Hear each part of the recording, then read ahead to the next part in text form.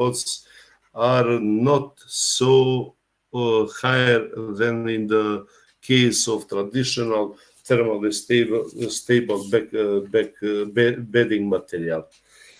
And all this, the main conclusions are presented in this slide. The third retrofitting solution, according to which both cable trends would be completely filled with pure quartz sand and covered with the same cool pavement or dry grass in the hotspot, gives the possibility to increase the capacities of the 110 kilowatt cable line and group of 4 35 kilowatt cables up to 25.1% and 60.9% for the most unfavorable summer conditions, and up to 62.8% and 170% for the most common winter conditions. We can see from this first conclusion that results quantification of these effects gave clear illustration of the effect of the surface radiation properties of the cable capacity of underground cable lines, and also a group of 35 kilowatt cables. The first and second retrofitting solutions can be used for mitigation of the negative thermal effect of the hotspot on the capacities of the high voltage cable line and group of 4 medium voltage cables, while the third one permanently eliminates this negative effect. Based on the specific investment costs obtained, it is clear that the third retrofitting solution is not expensive. It would result in significant financial benefits and would be quickly paid back.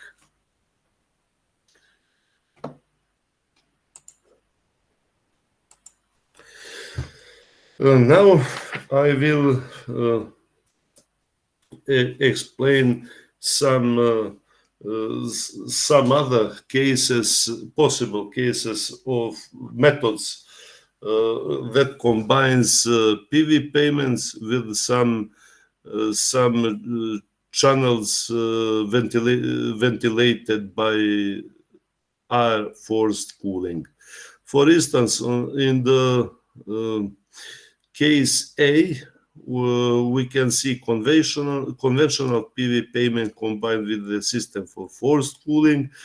On the figure B, we can see solar payment and soil regenerator hybrid energy system.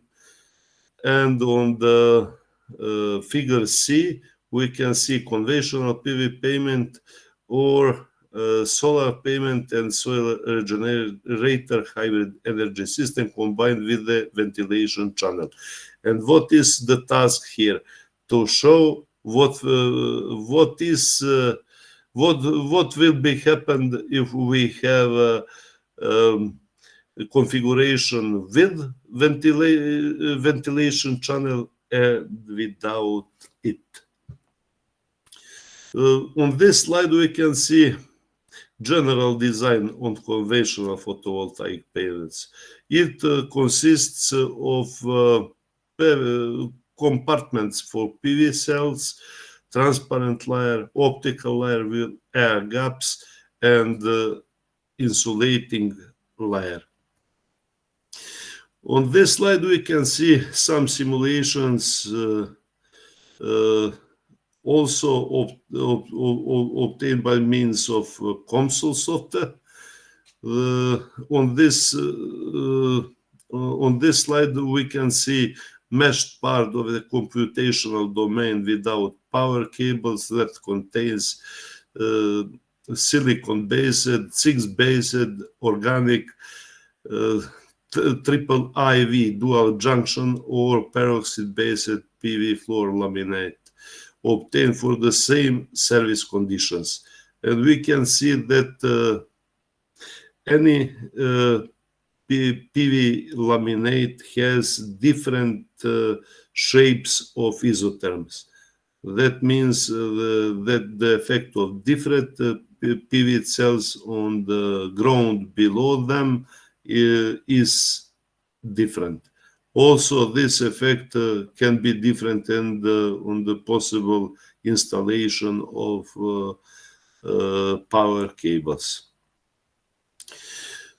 On this slide, we can see one attempt of me and my co-authors to simulate effect of PV floor tiles in combination with concrete blocks on the cables below them. And we used previously explained the experiment for this idea. And you can see in this slide the explanation of the illustration of the cross section of the PV floor tiles and the layers of it. And also we tried the same experiment to use for the validation of the thermal effect of PV floor tiles on the cables below them. And what we get, simulation results obtained using the computational domain of small size for the actual laboratory conditions is shown in the first table on this slide. On the second table, we can see temperature differences obtained for the concrete pavement coated with acrylic black paint and the actual laboratory conditions. So that means both tables are generated for the same operating conditions. And based on these results, effect of PV pavement in combination with concrete blocks. In this case, we can see that the effect is very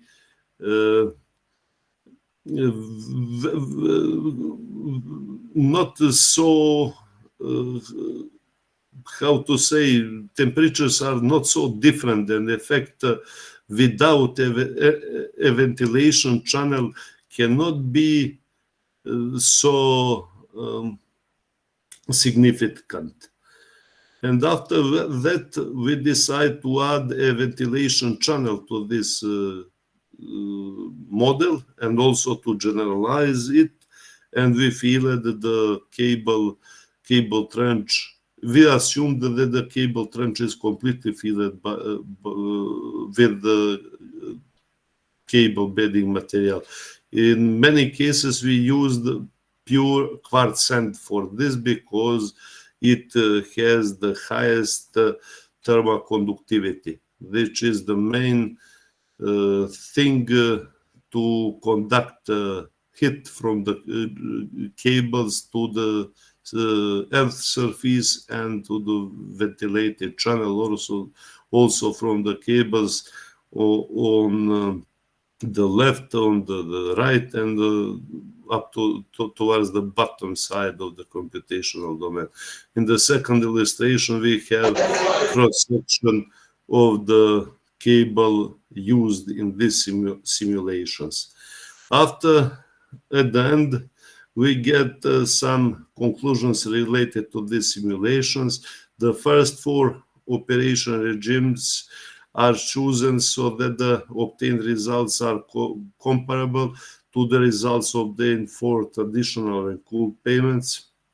Finite element method simulations of the first 4 operation regimes over the large size domain are conducted with the parameters given in the second conclusion. The second 4 operation regimes are chosen to demonstrate how the solar irradiance affects the conduction of heat from cables to the earth surface. and also numerical simulations of the second four operation regimes over the large size domain are conducted with the given parameters on this slide. Results obtained for volume powers and ampacities calculated for a constant solar irradiance of 1000 watts per square meter and different velocities of the interior are within the ventilation channel are shown in first table. The values for volume powers of heat sources and ampacities calculated for different solar irradiances and constant velocity of air within the ventilation channel are shown in the second table. And we can see that now effect of ventilation channel can be more pronounced than compared to the case without it. There we had just two layers. One layer was PV floor tile, and the second layer was concrete blocks. After that, we had some remarks. It is interesting to demonstrate whether the PV payment can lead to an increase in the cable ampacity if there is no ventilation channel in the large size domain. The best way to do this is to compare the temperature distribution corresponding to such a computational domain with the temperature distribution corresponding to the base case large size computational domain with traditional asphalt pavement represent the base case in this simulation. On this slide, we can see the temperature distribution over the computational domain corresponding to the base case. And what we can see here, the shape of the isotherms of the 50, 60, and 70 degrees Celsius. And on the next slide, we have temperature distribution over the computational domain with PV payment and no ventilation channel, which is equivalent to the one corresponding to the base case. The shape, that means the shape of these isotherms is approximately the same. That means without a ventilation channel, this proposed method cannot give effect in conducting heat from the cables to the earth surface. That means existence of one ventilation channel for this method is obligatory. Some conclusions drawn from the previous simulations are as follows. Using the PV payment and ventilation channel compared to the base case, the cable ampacity can be increased by approximately 99 amperes, then the velocity of the air in the ventilation channel is 2 meters per second. And then the solar irradiation is 1000 watts per square meter. Using only the PV payment without a ventilation channel, the cable ampacity cannot be increased above the cable ampacity value corresponding to the base case. The proposed method for increasing the cable ampacity is new. It can be easily implemented within current practice. It would generate enough electricity to meet demand for ventilation and cooling purposes, and it would result in significant economic benefits. The increase in the velocity of the air within the ventilation channel from 0 to 2 meters per second does not significantly affect the cable ampacity, so that the electricity generated by the PV payment does not have to be used for forced air ventilation. Next case to be presented is method based on the use of hydronic asphalt pavements. Operating principle of this method is shown in this illustration. One hydronic asphalt pavement system consists of one heat exchanger which is embedded in the pavement, one heat storage, monitoring system, one water pump, and pipes which connects the heat exchanger, and the heat storage, and we can see some directions of the water circulation within the system. Of course, the energy of sun is the most important for this method. On this slide, we can see some details related to one experiment of other researchers used for these simulations. That means also, and this method was experimentally validated, of course, using numerical simulation in COMSOL. In this experiment, water was not flowing through the two pipes indicated by gray circles, while water was flowing through the pipe indicated by a white circle. And what was reason to do this? Just to show how moving water affects the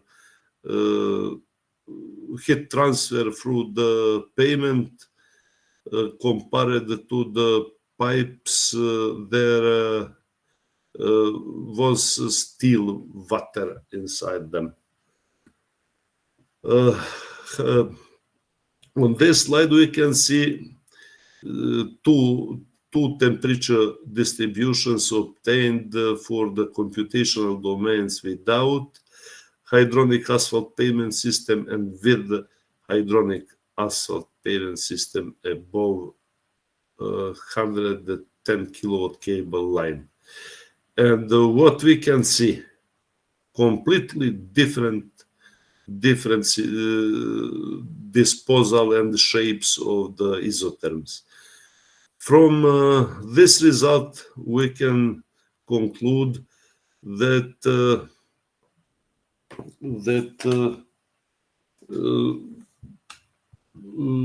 this hydronic asphalt pavement can collect a significant amount of heat generated by cables, within the cables, and also absorbed from the sun. Results of quantification of this effect are shown in this table. Volume powers of heat sources in the cable conductors and corresponding capacities estimated for the computational domains without and with hydronic asphalt pavement, different cable bedding materials, and different environmental conditions. So these environmental conditions are selected in accordance with the climate in Serbia and marked by the most unfavorable summer conditions and the most common winter conditions. Also, some results of quantification of these effects can be seen in this table, two tables, and the effect of hydronic asphalt pavement system on the hotspot. It can be also is quantified in these two cables, and we can see that this system can decrease temperature of cables below it. That means the ampacity can be significantly increased. Also, one table of results by collecting heat from the sun and some waste heat from the 110 kilowatt and 35 kilowatt cables in the hotspot using the hydronic asphalt pavement system. The capacities of these cables can be increased by 25.1% and 60.9% under the most unfavorable summer conditions, and by 62.8% and 170% under the most common winter conditions. These increases correspond to the solutions with quartz fine aggregate in both cable trends. This also is in line with previously obtained results in some previously shown results, because for all of them we use the same base cases and compare the results with proposed methods to the same base cases, and quantification sometimes reveal the same percents, that means percentage values. Also, we can see another two temperature distributions over the part of the domain of hydronic asphalt pavement system that contains the 110 kilowatt and 35 kilowatt cables obtained for the capacities corresponding to the cable line designed out the hotspot. Hub system consisted of 15 water pipes with an actual spacing between them of 0.2 meters. Water temperature at inlets of the pipes equal to 23.2 degrees Celsius. Quartz sand in both cable trends, and the figure A shows is obtained for the case of most unfavorable summer conditions, and figure B is obtained for the most common winter conditions. There are differences also in the isotherms and colors representing different temperatures. At the end, we tried to repeat all these simulations using local utility power line. That means that the generated electricity can be sold to the nearest power grid. Results obtained in this case also are interesting. If the conventional asphalt pavement above the 110 kilowatt cable line is changed with the hydronic concrete pavement system combined with the PV pavement and with the cable trench that is completely filled with the high thermal conductivity bedding, then the corresponding capacity can be increased up to 90.3%. It is obtained by applying the proposed method, are lower by 2% in the case of the most unfavorable summer conditions, and by 2.6% in the case of the most common winter conditions. This is due to a slightly lower amount of heat collected using the hydronic concrete pavement system. It is shown that the specific invested costs per unit of length and capacity decrease with an increase in the thermal conductivity of cable bedding for the proposed method with the pure quartz sand. These costs are about 4 times higher than those for the base case. And on the last slide, we can see some future directions for our research, optimizing the thermal environment and the capacity of underground power cables using gravitational surge algorithm is the first one. The second one is the same optimization, but with the use of particles form optimization algorithm. The third direction is thermal environment will include a cool pavement, PV pavement, hydronic asphalt pavement system, hydronic concrete pavement system, or a combination of these pavements. optimization should single out the best solution in the techno-economic sense. Other optimization meta-heuristic methods will be used, and some other innovative solutions will be developed and explored. Respond.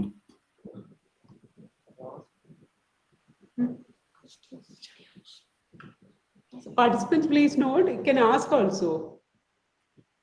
Or you can type in the chat box.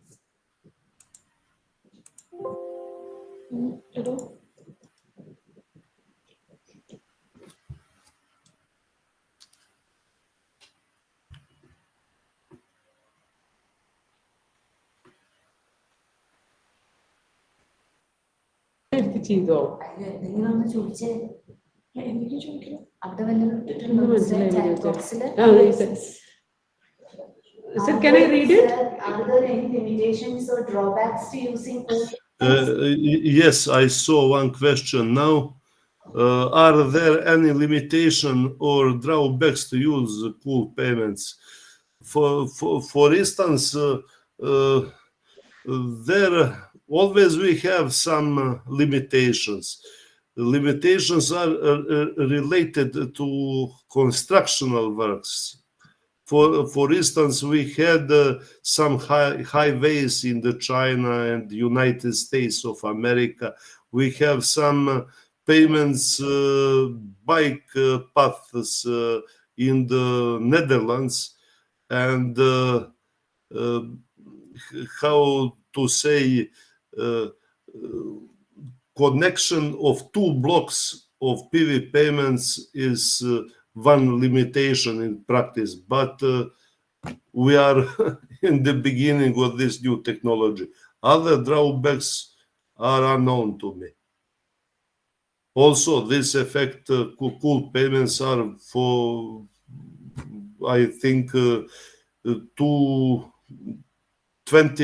or 30 years ago used for elimination or mitigation of hot island effect in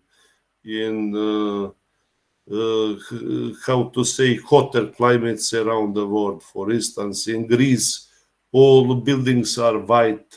Some park yards in the US also are colored white to decrease the effect of solar irradiance and so on. And this is just combination to use this surface radiation properties in the cable technique engineering to decrease temperature of underground cables, and on the other side to increase their ampacity.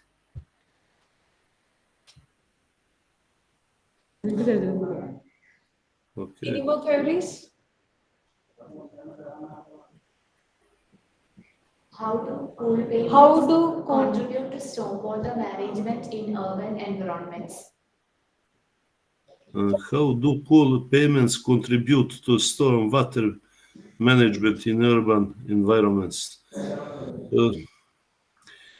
Pool payments, this is out of my experience, but I believe that one connection exists between pool payments and storm water management. But I cannot give you proper answer to your question. Sorry, this is out of power engineering.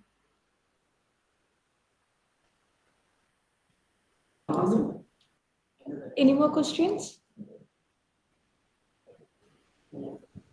Any more questions from participants? So what maintenance is required for cool payments? Yeah, I see question. What maintenance is required for pool payments to remain effective over time?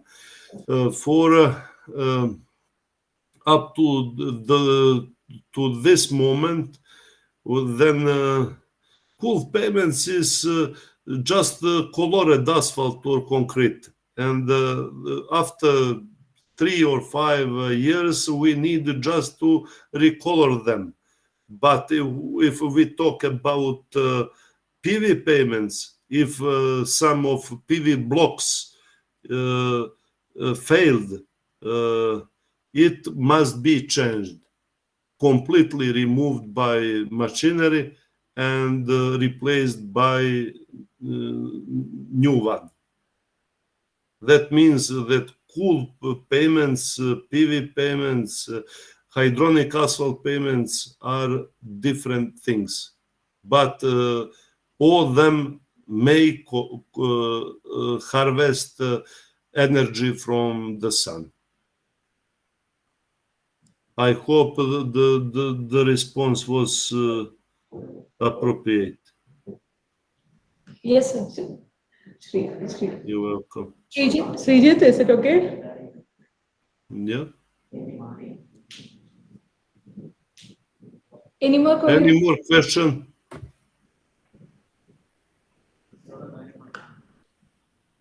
I think nothing there, sir. So thank you, Professor, for this enlightening session. So it's a moment of great privilege and honor for me to welcome our session chair, Professor Dr. Patrick Wheeler, Faculty Director of Global Engagement, Head of Power Electronics Machines and Control Research Group and Professor at University of Nottingham, UK, to introduce the distinguished speaker and to deliver the vote of thanks to Professor Clementa. Yeah, I will introduce Professor Pat Wheeler. Professor Patrick Wheeler will present a paper talk entitled Trends and Challenges for Power Electronics and Electrical Machine Technologies in Transportation Electrification, e-mobility. Also, I will say some details about this keynote. This keynote will consider the roadmaps for transportation electrification and technological developments which are going to be needed to make these visions viable. These developments and technology challenges will include the electrical drivetrain design and the applications of motor design and power converter topology choices, as well as the impact of emerging technology advances, including cooling techniques, integration, system optimization, and wide bandgap semiconductors. The challenge for us as power electronics or electrical machines experts will also be explored, and case studies from aircraft, superbikes, and trucks used to illustrate the approach being taken. There are also some biography details about Professor Pat Wheeler, but I will give the opportunity to Professor Wheeler to present his talk. Welcome, please.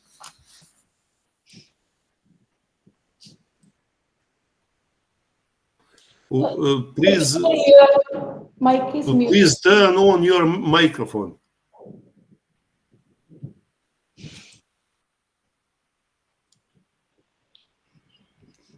Okay. Right. Okay. Can you hear me now? Yeah. And can you see a slide that's the start of my presentation? At this moment, no. You can share your screen with us. Yeah.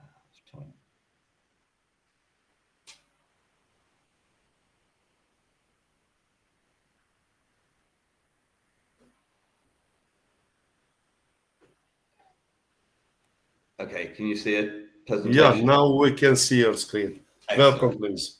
Okay, sorry, I'm not used to using Google Meet. Right, good morning, everyone. It's good to be here. I'm sorry I can't be there in person, but spend the next few minutes talking about some of the trends and challenges in power electronics and electrical machine technologies for transportation electrification or e-mobility. I come from a big research group in Nottingham in the UK, where we look at transportation electrification and energy conversion. We're one of the largest integrated power electronics, machines and drives research groups in the world. There's about $50 million US dollars worth of active research grants at the moment. Much of that is linked with industry. I'm currently head of this research group, and it's a privilege to be able to give this type of presentation. But I will note all my colleagues, my academic colleagues on the screen there. This presentation relies on work from a number of people. I would love to say that I have a full understanding of all these technologies, but it's really is a big team effort and a very big collaborative effort to work across all these areas that we need if transportation electrification is going to become a reality. So in terms of the research we do in the research group, we work in electrical machines, power electronic converter systems, electrical motor drives and the power systems they fit into, as well as what I've called power electronic integration and reliability. As I say, we're a big research group. We have 27 members of faculty or academic staff. We have 68 contracted postdoctoral research fellows. It says 75 PhD students there, but last time I asked, there was actually 92. And we always have some visiting scholars and researchers within the research group. We're also fortunate in that the university has invested in this research area, and indeed we opened a new laboratory just for this research group back in March 2021, so 3 years ago. And that allows us to work at high power levels, up to 20 megawatts, and at high voltages, as well as lower voltages. And this allows us to do the validation and testing work that you'll see coming through this presentation. So that building is home to up to 180 people. It cost about $45 million US dollars to build, funded partly by the university, partly by our industrial partners, and partly by the UK government. You can see some pictures of the laboratory as it was built and delivered 3 years ago. One thing I'll tell you is that it doesn't look clean and tidy like that anymore. It's now full of people and research activity. Also, that motorbike is electric, and I have ridden it down that lab. It's actually a motorbike from a company called Zero, a good example of transportation electrification. I always think it's a good idea to start with the technology we have today, but to see what we can learn from history. And one of the things you find when you look at the history of electric cars is that it's not a new idea. The first electric vehicle is nearly 200 years ago. More of a sort of trolley with an electric motor on it. But as you can see from that picture of a recreation of Jedlik's electric vehicle, it was built in 1828 in Hungary. Jedlik had created an electric motor and wondered what to do with it. So he put it on a trolley in his laboratory and created what has to be thought of as the first electric vehicle to be driven. Of course, I come from the United Kingdom, and we think we invented everything. So some of the UK history books say that the UK invented the first electric powered carriage, and that was done by a gentleman called Robert Anderson in Scotland in 1839. We move forward into the start of the 20th century. We find that the peak of electric car production was actually in 1912, so over 100 years ago. But by 1928, 100 years after the first electric car, all production had ended. And it ended for two reasons. It ended because electric vehicles were more expensive than petrol vehicles. And it ended because the range of an electric vehicle was too short. These are the problems we're still solving today. Electric cars are still more expensive than petrol cars, and people still have concerns about charging and the range of electric vehicles, how far we can drive. So although we've made big steps forward in terms of the electric vehicle technology, we've still got some way to go to get back to the position we were in over 100 years ago, when a lot of cars were actually electric. It's not just the vehicles themselves we have to think about, it's also the infrastructure. If we look at the top of the page there, you'll see a roadmap actually done 15 years ago. It's interesting to see how accurate or otherwise it is. And you can see petrol and diesel cars reducing in their usage in most areas of the world, and a massive increase in electric and hydrogen powered vehicles. Something we're starting to see coming through now, possibly not quite as quickly as they predicted in terms of the hydrogen vehicles, but it's interesting to see the mix of vehicles they expect to see, with hybrids taking quite a large part of the market before the electric and hydrogen vehicles come in towards the middle of the decade, so middle of the century. So there's a lot to be thinking about within that roadmap. But one of the things we're seeing is that different countries need different solutions to the charging infrastructure.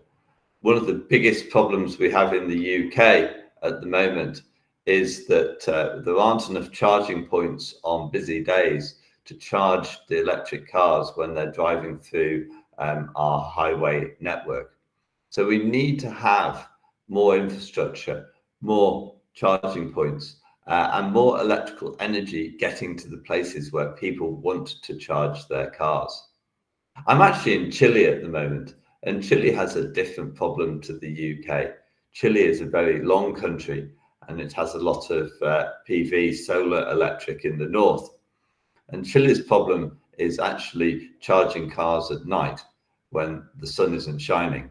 It needs people to charge their cars during the day rather than when the sun is shining and the PV solar energy is there.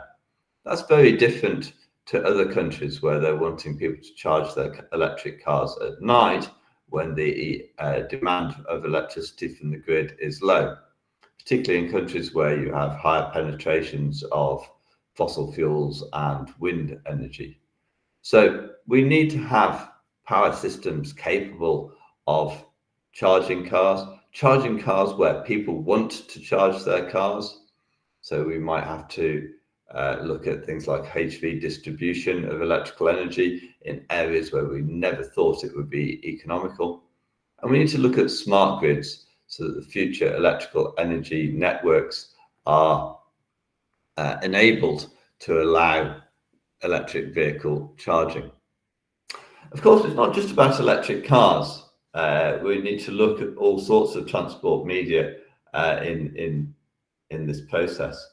Another area we're looking at in Nottingham is electric aircraft, and how to build and design an aircraft and the systems you need for electric propulsion. The aerospace industry is an industry that is slow to adapt.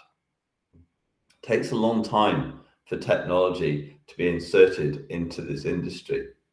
If we look at the roadmap, this is looking at CO2 emissions from the aerospace industry. And what this industry has said is that by 2050, it will halve the emissions it had in 2010. If the industry had taken no action in 2010, we would be looking at double the emissions of carbon dioxide by 2050. The good news for this industry is that it's already changing. We're already seeing a lot of more efficient and effective aircraft. The Boeing 787 Dreamliner and the Airbus A350 are examples of aircraft that are lighter and more efficient than the aircraft that they're replacing. So there's a lot of technology, the sort of top green area on that chart, which is already there and already helping. There's also a lot of things we can do in terms of operations and infrastructure to reduce the impact of air travel. But we've got that large blue area on that chart where we've got to have additional technologies and new ways of working in the aerospace industry to be able to get to the point where we get the reduction in CO2 emissions by 2050. One of the things you have to remember is that the lifetime of an aircraft is 25 years. So the aeroplanes being bought today will still be flying in 2050. So to meet these targets is quite challenging because we're going to have to get better and better. One of the things that will help us here is electric propulsion of aircraft. Note, I'm talking about the propulsion system and not about how that electricity is generated and stored. And one of the things that we can look at as we go through in the future is that the aircraft that can be driven by electric propulsion will grow in size over the next 20 to 30 years.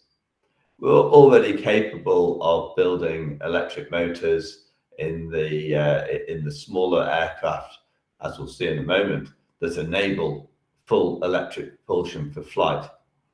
But to be able to do that on a large passenger aircraft where we need motors of maybe 10 megawatts or more, it's going to take a few more years.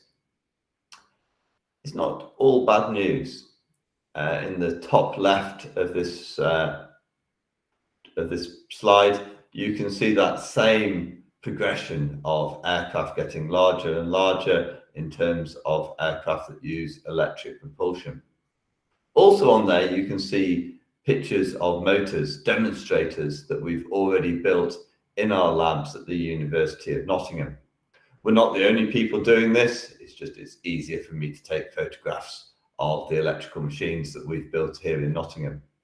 And as you can see, our trajectory is a lot steeper than that of the aircraft. But that's purposeful. That's required because we need to be ahead of the technology demand. And as the aircraft get larger, the time it takes to insert that technology gets longer. The typical design time for a very large aircraft is about 20 years. So we're going to be in about the right place with our demonstrators to be able to show that those technologies can be inserted. In terms of where we are with this technology, the spider diagram on the right-hand side of this slide shows that we can build motors with the efficiency and the lifetime that are required for the aerospace industry. We're almost there in terms of power density, both in terms of weight and volume. But at the moment, the solutions are far too expensive. So we need to look at how to deploy these technologies, how to manufacture these electrical drive systems, and how to bring down the cost of manufacture to the point when they're going to be viable on the aircraft. Now, we're not going to go for a full electric system with batteries on a large aircraft that flies a long distance across oceans anytime soon. Come back to batteries in a while. But there are advantages to electric propulsion that we could take today. We can move the generator, we can move the gas turbine on an aircraft inside the aircraft itself. We can connect a generator to that gas turbine. That allows us to optimize the gas turbine to operate at one speed and at one power point, making the gas turbine far more efficient. And we can then put the propulsion system using electric motors and power electronic motor drives on the wing of the aircraft. That already has a benefit in that the electric motors are smaller and lighter than the gas turbine. And so we can get energy efficiencies in the whole aircraft design by making the wings smaller, lighter, thinner. And so electric propulsion doesn't necessarily mean full battery energy storage. The energy could come from a gas turbine, it can come from a fuel cell, or it could come from any other form of energy storage, such as batteries. But by having electric propulsion, we can make the aircraft lighter and more fuel efficient. So when we look at the building blocks we need to make the electric motors for electric propulsion of aircraft, we find there's not one technology that solves the problem. We have lots of technologies that need to come together. We need the good thermal management. We need good low loss materials. We need to understand the winding technology. Just as the previous speaker was saying, there's a lot of technology around cables, keeping the cables cool, removing hot spots in those cables and in those windings, and looking at the whole thermal management and lifetime. But we also got advanced machine designs using new technologies, as well as the benefits of integrating power electronics, new modular power converters into the electrical machine and into its environment. And it's only by bringing all these technologies together that we're going to meet the long-term goals of electric propulsion.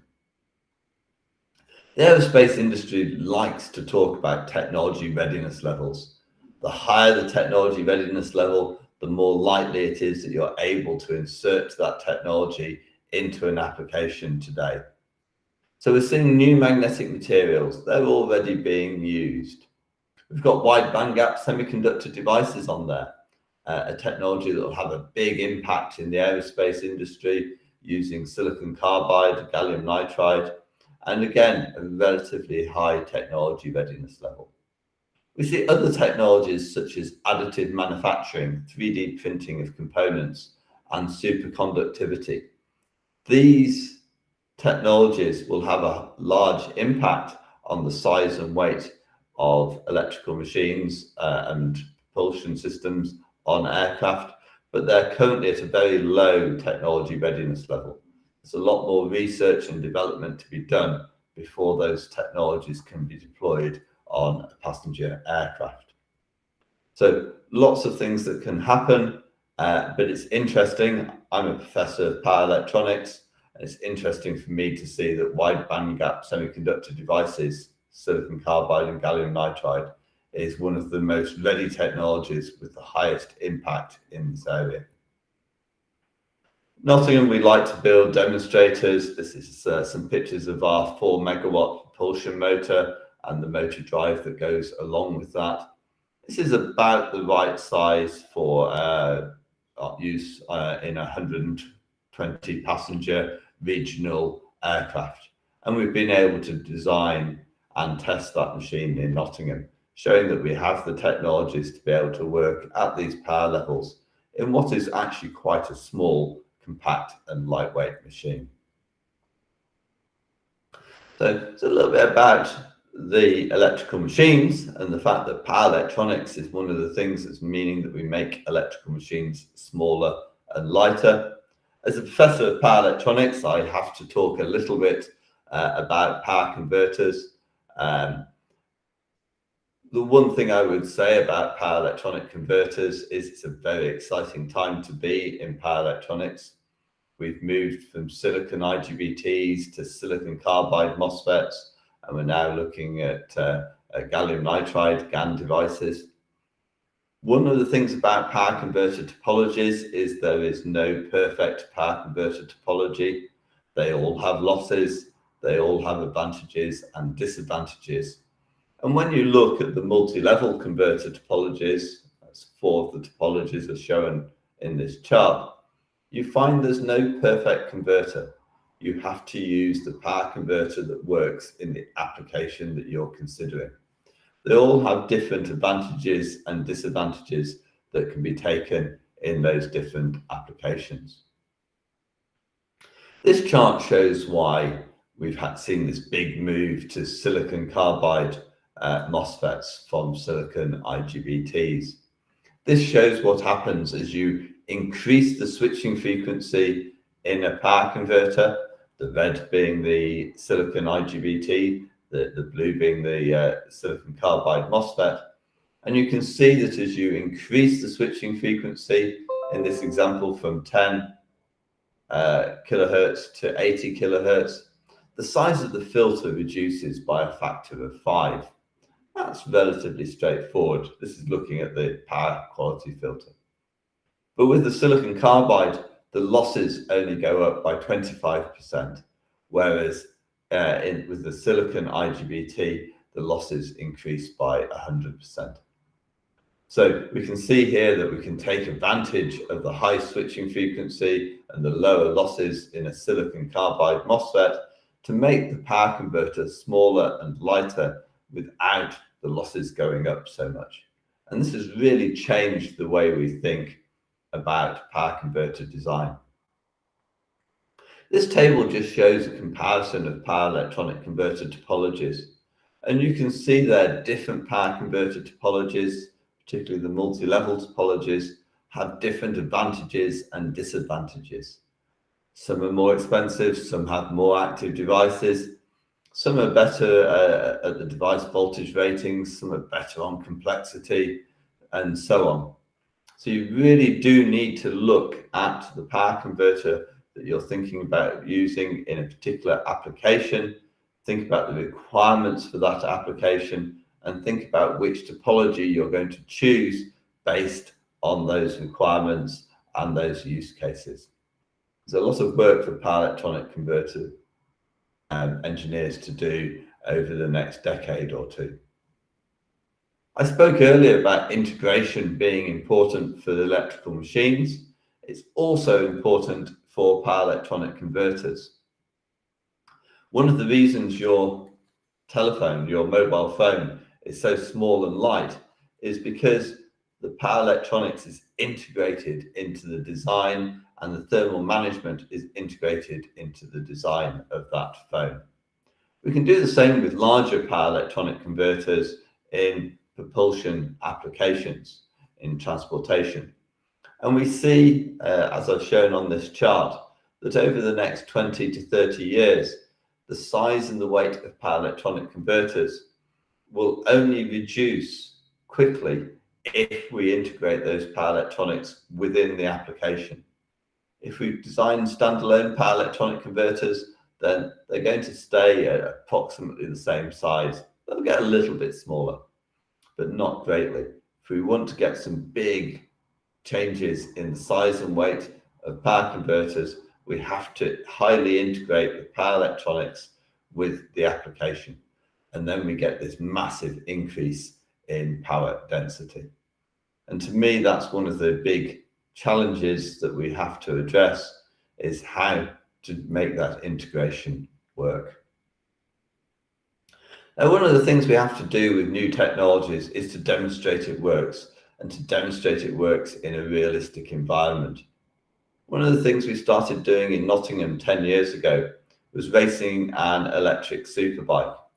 So we designed and built an electric motorbike, a number of electric motorbikes, that can travel at speeds of up to 200 miles an hour, 320 kilometers an hour, around a racetrack. And before the pandemic, we were very successful at racing, winning the European Track Championships and finishing on the podium of the Isle of Man TT races. Talk more about that in a moment. So this is not a bike to race around city streets. This is a bike to race around racetracks. And it's actually faster than a BMW superbike with the same rider on the same track on the same day. So it's a fast bike. Why did we go racing? Why did a university do this? Well, a motorsport is a very good way to raise awareness of new technologies. And we've got a lot of good TV and media coverage, which is essential for that promotion. With racing, you can push the boundaries of technology. It's possible to take far more technology risks with a race bike than it is to do that with something where people are going to be producing hundreds of thousands of the same item. And we had a PhD project to look at the motor. We finished testing on the Friday and we were racing with that motor on the Saturday. We can do technology insertion very, very quickly. and we can test new ideas, challenge the regulations, and push the technology forward very quickly. I mentioned the Isle of Man TT. The Isle of Man is a small island just off the coast of England. It is a self-governing island, and every year they close some of the major roads around that island for 2 weeks so you can race electric motorbikes around the island. They've been doing this for 125 years, and it is the most challenging place to race a motorbike in the world, also the most dangerous. So it's an obvious place to test out electric motorbike technology, and that's what we've done. The 120 miles per hour there is actually the average speed. So we averaged 120 miles per hour around this 38-mile race course. When you look at the system on that motorbike, it's very simple. Just like any other electric vehicle, we have a battery, we have some power electronics in the motor drive, we have a motor, and that drives through a direct drive system the rear wheel, in this case through a chain. We do have a display, although we discovered that a race rider will never look at the display, he looks at the road. And we have a torque control, the throttle if you like. And that's it. It's a very simple system. We've already looked at the power electronics and the motor. We were looking at that in an aerospace context, but it's exactly the same technologies that we deploy in an automotive application. But we found that the limiting factor was the battery, how much energy we could store. So, as I say, I like history. So I looked back in history at different battery technologies, and we plotted those in terms of energy density and power density. And you can see there that as we've developed from lead acid batteries to nickel cadmium, nickel metal hydride batteries, and onto lithium batteries, the density of the batteries, energy and power density, has increased. You can also look at things like capacitors, great for power density, not so good for energy density, and fuel cells, good for energy density, but not so good for power density. We've still got some way to go to get to the energy density of a gas turbine engine on an aircraft or an internal combustion engine in a car. But one thing history does tell us is there is another technology that rechargeable batteries will get better in terms of power density and energy density. I don't know what that chemistry will be. It might involve sodium, if you believe some of the research at the moment. But the one thing that is clear is there will be another battery technology. When we get that battery technology, your mobile phone will be charged once a week, not once a day. And all that anxiety about the range of electric vehicles will disappear. So just to finish, I'll have a look at a couple of case studies, a couple of things we've worked on in Nottingham. So when we look at taking electric propulsion systems and putting those onto aircraft, we find sometimes we have projects where we're looking at aircraft that look very conventional. The regional aircraft in the top right of that slide is a good example. Sometimes we do projects where we're looking at aircraft that look unconventional. So the middle picture on the right-hand side there is looking at a helium-filled airship. Now, that type of aircraft, which is about the same weight as air, is very interesting. It's very interesting because it would have to fly more slowly. It's not going to fly so quickly. Crossing the Atlantic from Europe would take a day rather than 8 hours. But it would do that in a far more energy efficient way. And volume of the passenger compartment becomes less of an issue. So you would be going back to a period in time when you would travel more slowly, but in a more luxurious, spacious area, and in a way which would get you to your destination using a lot less energy. So it's certainly worth us thinking about whether air travel has to remain so fast. Can we slow down and use less energy? And then there's other projects where we're looking at demonstrating these new technologies. And as you can see on there, we've been developing these technologies at power ratings from 300 kilowatts up to 4 megawatts. The other thing we've seen is that the traditional engines, as a turboprop engine, still have some lifetime in them. And this project was looking at wrapping an electric motor and a power electronic converter around the shaft and the gearbox of a conventional turboprop engine. This would enable us to use a smaller engine on a larger aircraft to get a more efficient propulsion system, but also to be able to do things like moving the aircraft around the airport using purely electrical energy and not having to rely on the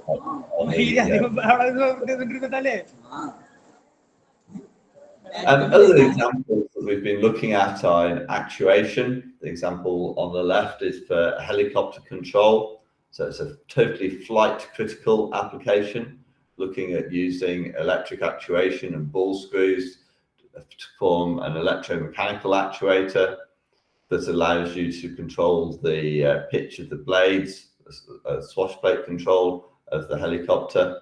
So that was demonstrating that electric actuation can be used in flight critical applications. The middle one is looking at taxiing, so looking at taxiing on the ground, and the right-hand one looking at generators. So all examples of technology insertion. And just to finish with, I've been also involved in a student challenge racing electric solar cars. So last year in October, we raced electric solar cars across Australia. So this is a solar car race of 3,000 kilometers, taking 4 or 5 days from Darwin to Adelaide in Australia, just using the energy from the sun. So think about that. That's driving a car across Australia just using solar energy. No need to recharge that car. All you have to do is to leave it in the sunshine and to use the PV. Why do I mention this? Well, it's 45 teams, nearly 1,000 university students involved in this race. And it's a really good way of demonstrating the technology, of getting new designs, of solving new problems, and of showing how new technology is evolving. The top car there is a Challenger class car, so those are the faster cars. The bottom one is a cruiser class car, which has more than 2 seats or 2 or more seats, and is showing more practical solutions that we could use every day. At Nottingham, we're also looking at how to race solar cars. It's a picture there of the concept of our solar car that we hope to be racing this year, as well as things like Formula Student. All great ways to get involved in electric propulsion and the ways in which those things are happening. So transportation is happening. Technology development, particularly in power electronics and electrical machines, are key technologies.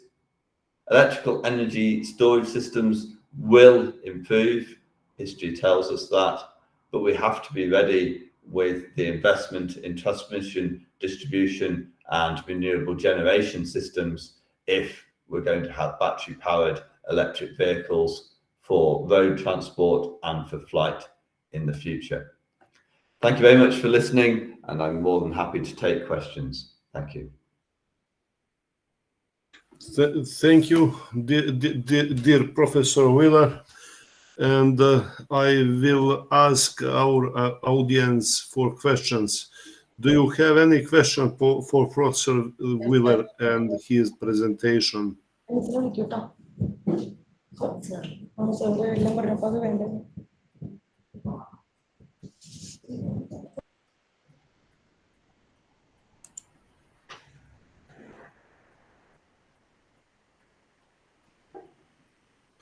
We are waiting. We will get a question for you within the chat room. Yeah.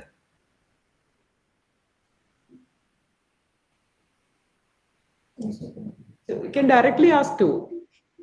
Participants, please note. You can type your queries here or can ask.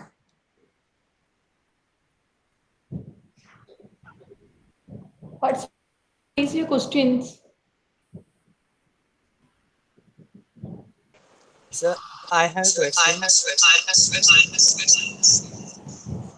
What advancements in battery technology are needed to significantly increase the range of super electric vehicles? Well, one thing that's happened in history is batteries, the energy capacity of batteries has been increasing over time.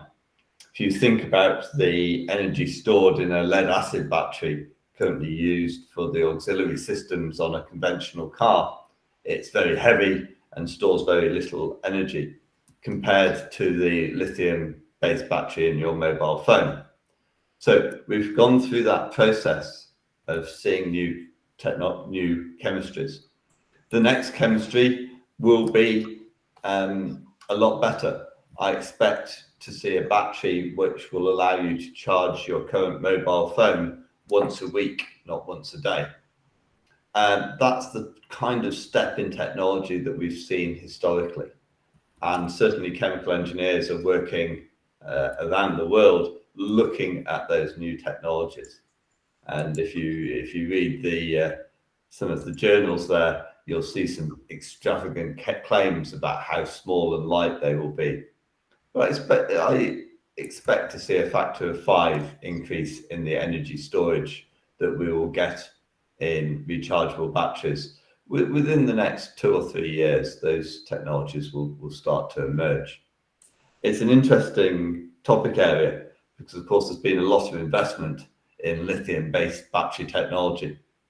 And the fact that something else will come along and replace it is history proves that will happen. But some people will lose quite a lot of money on the investments they've made in gigafactories today. There'll still be a place for the lithium batteries in the way there's still a place for lead acid batteries. But we will see that technology advancement. And when we do, the whole thing about the volume and weight of batteries will disappear. It will all be about cost. And that will solve a lot of the range anxiety. So a good question. Thank you. Welcome. Any more question for Professor Wheeler?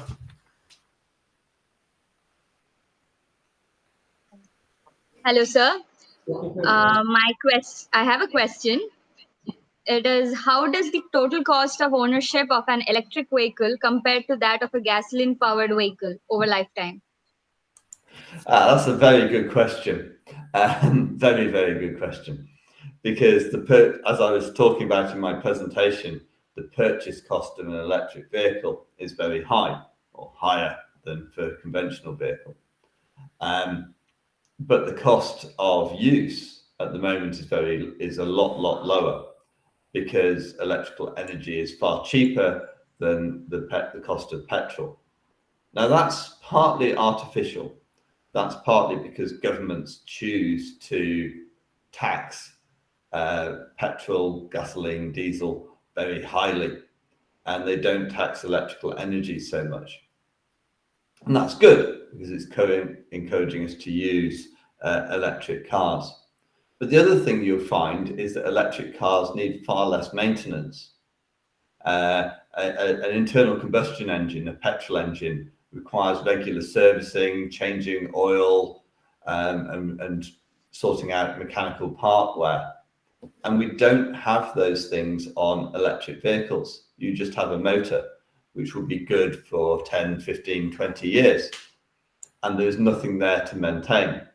So the maintenance of cars will drop down to purely things like the brakes and the tires. And in fact, even the braking system you won't use as much.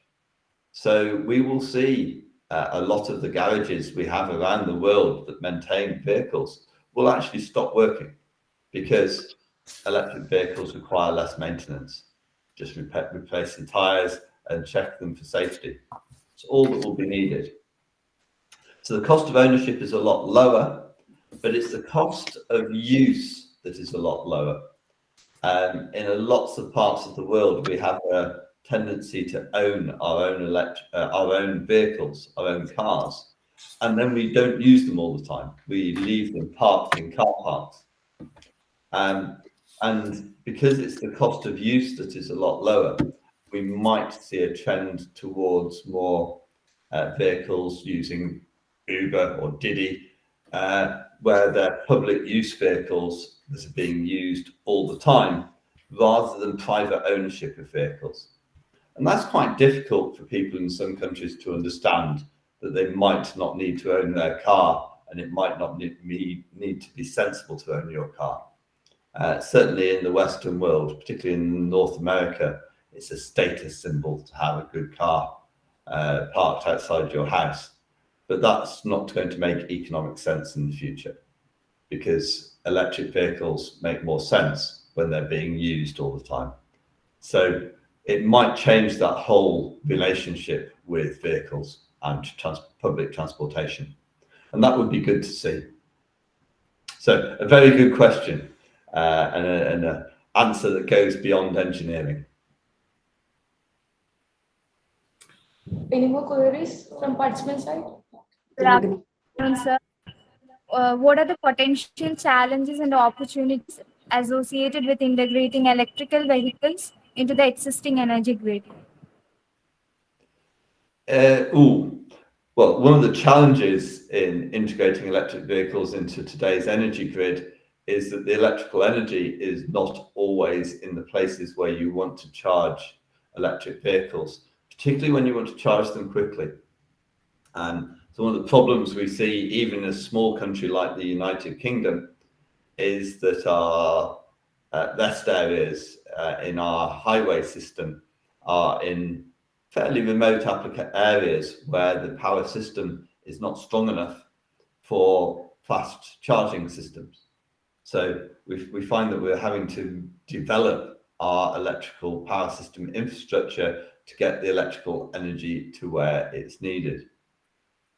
One of the other things that people have been talking about for the last 15 years, maybe even 20 years, is using the electric cars as a method of electrical energy storage. And you see this sort of vehicle to grid type systems and so on. Whilst I can understand how that might help us in managing the electrical network and in managing the investment in the electrical network, I'm not convinced it's the best use of the battery life on an electric vehicle. And so for that to work, the economics, the financial side of that has to work. And at the moment that doesn't work, because you don't want to use up the lifetime of the battery on your electric vehicle. That's something that is a commodity that you would like to keep. It's expensive. So until they get the quality of electric batteries to a higher level where the lifetime becomes a lot longer, then I don't see those vehicle to grid applications being used in a widespread way.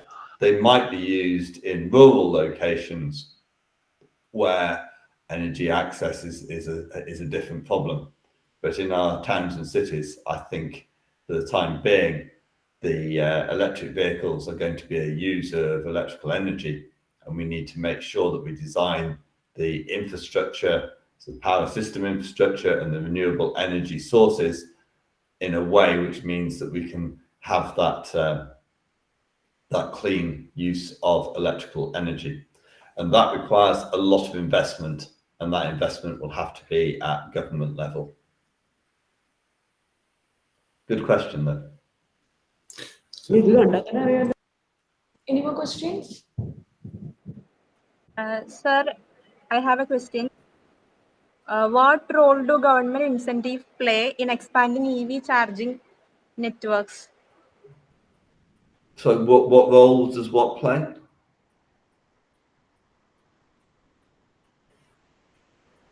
What role do government incentives plays in expanding EV charging networks?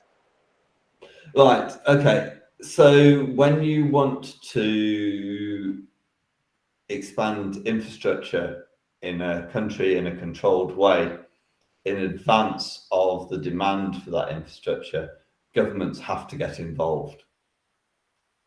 When you want to change in technology, as we do with transportation, governments have to be involved in that investment. So they have to be involved in investing in the electrical power system to get the electrical energy to the places where people want to use it. And they have to be involved in the first round of installation of those charging stations. Once they've done that, and it means that people will buy electric cars because it's convenient to be able to charge them at the right places, then the market will take over and other people will provide that facility because they'll be able to make money from that. But that initial investment has to come from government because to get the demand for the electric vehicles and to get people to accept the change in use. We're used to being able to fill up our gasoline cars wherever we want to, and you need to have that same functionality for electric vehicles initially before people will buy them in large numbers. So we're seeing in some countries at the moment, including my own, that the electric car market is being suppressed because of the lack of charging points on our highway system. And what we should have done was to invest in that earlier. So there's some lessons to be learned from countries where we've had a problem with that investment, and countries that are just looking at these things now with less penetration of electric vehicles really need to make that investment, and politicians really need to listen to that. Thank you, Professor. May I invite Dr. Dardan Clementa, Professor from University of Pristina in Kosovoska Mitrovica, Serbia, to deliver the vote of thanks. Professor? To deliver? Yeah. Vote of thanks, sir. Just to conclude this session or what? Yeah, okay. Okay, it was my pleasure to chair this session and to follow presentation of Professor Patrick Wheeler. Thank you to everybody for all questions, and also you, Professor, for responses to them. And it was my pleasure to be with you today.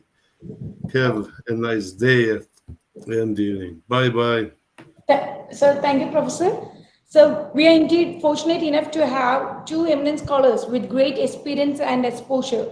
It's my pleasure to welcome Dr. Rabia Rashid to introduce and to deliver vote of thanks to Professor Dardan Clementa. You're welcome. Dardan Clementa was born in Serbia, and he graduated from the Faculty of Electrical Engineering, University of Pristina in 1998. Also, he received his postgraduate MSc and PhD in 2001 and 2007, respectively, from the Faculty of Electrical Engineering, University of Belgrade. His main research interests include electrical power cable engineering, renewable energy sources, electric power systems components, heat transfer, FEM and FEA. He is a researcher with more than 19 years of project experience. He has authored and co-authored more than 60 journal papers, 50 conference papers, 1 university textbook, and 1 monograph. He also reviewed papers for journals and conferences in the fields of electrical engineering, renewable energy sources, and heat transfer. Currently, he is a professor with the Faculty of Technical Sciences, University of Pristina in Syria. Thank you, Professor Dardan Clementa, for your enlightening section. Actually, we were trying to invite you for our first conference. Even though you couldn't attend that time, you assured the possibility for a second time. And today we feel too much privileged to have you as our keynote speaker of SpecOn 2024. The talk on the possibility to affect the ampacity of underground power cables was a very diverse topic, and it helped us to have a good knowledge on it. Thank you very much, sir. You're welcome, dear colleagues, and thank you for all, to everybody. And it was my pleasure to attend this conference online from Serbia. It's Bye-bye and have a nice day. our pleasure to bye, sir. So with this, we wind up the online keynote lecture sections today. Thank you all.